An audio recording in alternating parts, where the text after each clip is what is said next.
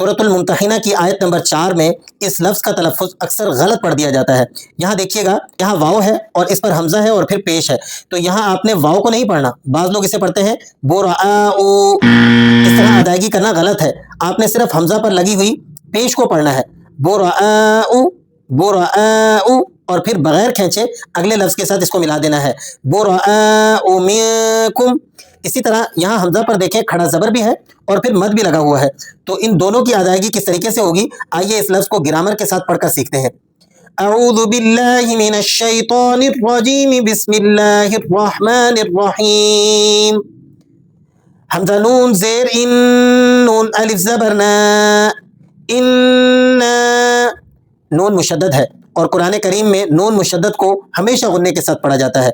इन्ना, बा पेश बू, रा ज़बर रा, इन्ना बुरा। रा को आपने मोटा करके यानी हैवी पढ़ना है।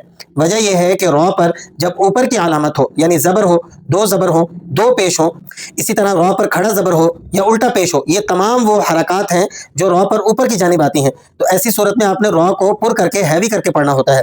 हम इसे मोटा करके यहाँ पढ़ेंगे, इन्ना बुरा, हमज़ा खड़ा मद ज़बर आ, इन्ना बुरा, हमज़ा पेश उ, इन्ना बुराऊ बुराऊ। बस इस तरीके से आपने इसको पढ़ना है, ना ही इसके नीचे वाव को अदा करना है और ना ही इसके बाद लगे हुए अलिफ को अदा करना है, बल्कि आपने हमज़ा पर लगी हुई पेश के साथ इसको पढ़कर और इसे ख़त्म कर देना है और अगले लफ्ज़ के साथ आयत को स्टार्ट कर देना है।